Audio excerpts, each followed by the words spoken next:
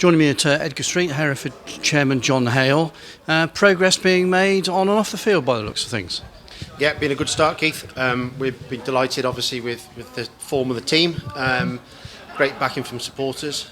It's been a really good start for us. Yeah. Obviously, last season it seemed to be, what fundings they're going to be. There were lots of discussions about COVID still. This season it seems to be, you got the squad sorted fairly early. Yeah, it does have a much better feel about the place this time. Early in pre-season we had most of the squad in place, and Josh has been allowed to obviously sign one or two as we got closer to the season.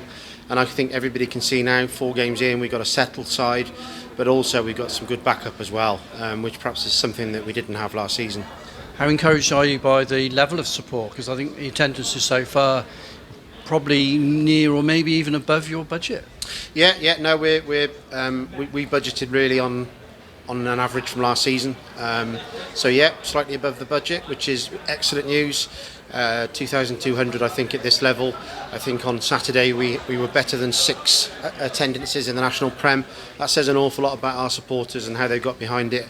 We're really chuffed. And I should also say that the away attendances at Chester and Scarborough have been fantastic, and for the people that travel many miles to see us play, we can only say a massive thank you to them. It's still, I call it a dual management really, in the sense that Steve Burr is the mentor to a degree.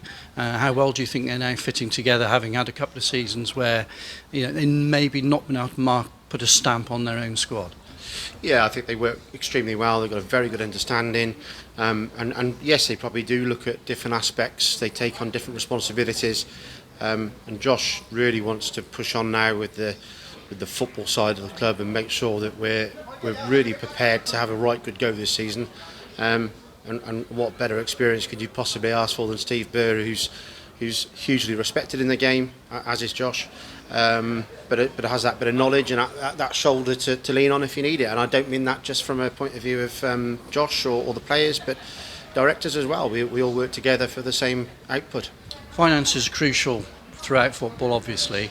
Is there much movement in the budget, given that Hereford have had a reasonable start? Is that something that you might look to push later on? It's something that we're always very much aware of, and of course if we get going and we have a good run and the attendances stay up, why wouldn't you look at that budget again? And we're as keen as Josh is to make sure that we move forward.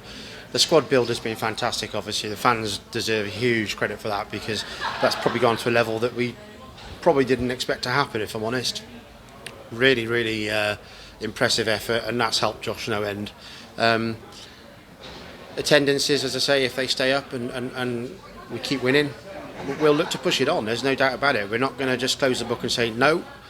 Similarly, it's difficult to predict what's going to happen in the future, so we have to have an air of sensibility about what we do and the decisions we make. It seemed to me that it was something crucial that happened very early in the close season, and from there on everybody seems to be really working together.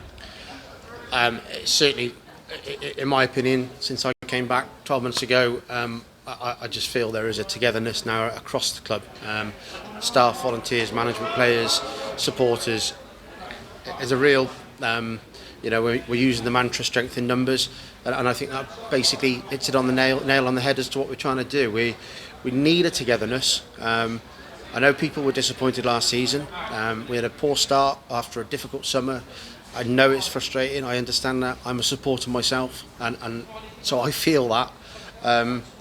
But perhaps because the squad's come together sooner and we've got a bit more of a direction, I guess, in terms of what we're doing on and off the field, perhaps supporters have got on board a bit more, and it does feel like we're all really now moving forwards, and I think we've got a really positive future here. How much input do the directors have on signings? Are you able to say, no, we can't afford that, or is it the player wouldn't be brought to you unless it was within the budget in the first place? Yeah, that's the way we work. Basically, Josh knows his budget, and it's been well documented, obviously, in terms of the split of contracted and non-contracted players. We did actually up that. It's now 75% contracted, which has obviously helped Josh, but he knows that he can't go over the budget. There is an element of non-contract players here, which obviously, if things didn't go quite right. Obviously, it gives us a bit of flexibility. We don't want to be doing that because we want to be successful and we hopefully keep the squad together as it is and we move on together. But there is controls in place.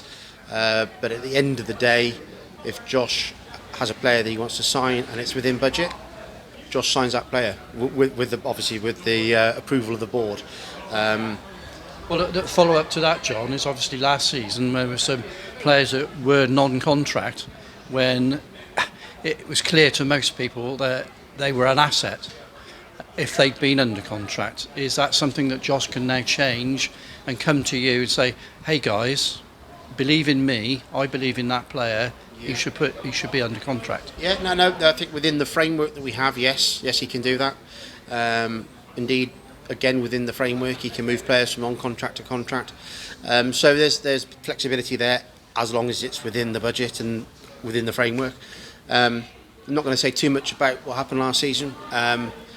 All I'll say is that there are two sides to every story. And I know we got a bit of criticism for it, but there was actually an awful lot of work going on in the background, and I'm afraid in football sometimes it doesn't work out for you, and it may appear that it left egg on our faces, but it didn't. We were very happy with the way we dealt with both of the situations that came up last season, and as I say, that's gone now. So. Off the field, how stable is the club financially? Obviously, you've had to take hits over the last couple of seasons, at the very least. How are things overall?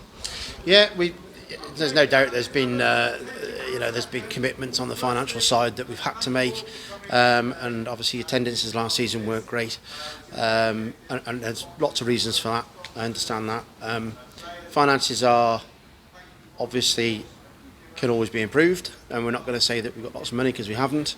We are very aware that we need to build up the reserves again, because over the last 3 or 4 years, yes, there has been money spent, but no reason why we can't do that and look to the future. And obviously we've got to be aware of things like promotion and how we might finance that. So those are the conversations that we are having now at board level to make sure that we're ready.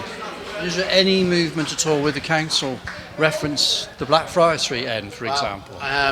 All I can say is that I've personally made contact just recently with the council, and we'll be having a meeting with them hopefully within the next couple of months, where we've got some ideas. Hopefully they've got some ideas, and we need to make some movement on it. There's been too many false dawns, and interestingly, when we did the recent supporter questionnaire, a number of people actually said they'd love to see something happen with that end, and we absolutely agree with that. We want something to happen, but as I say, we're kind of almost at the start of the process again, because certain ideas that the council had previously haven't really come to fruition. So it might be a case of us saying, well, how about this?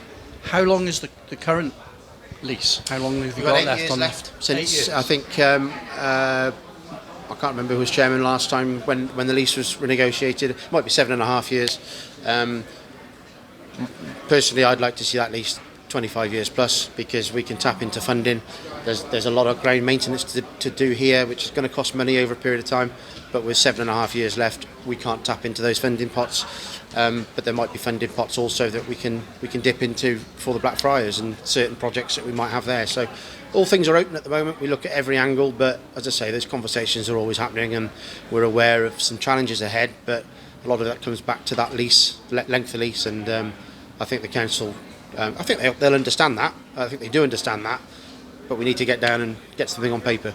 Certainly, match day as a community brings people into the city of Hereford.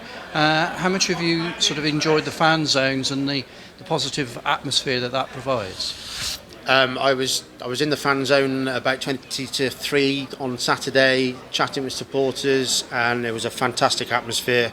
I don't think anyone can deny that whichever way you come to the ground, seeing that fan zone out there on a Saturday afternoon with junior balls and the DJ and the bar and whatever else might be out there, gives a fantastic impression of the football club. And certainly the fans I spoke to on Saturday were loving it, enjoying a good pint and enjoying the music. So that's what it's all about. I love that sort of atmosphere outside the ground, and I think what we want people to come to the ground earlier.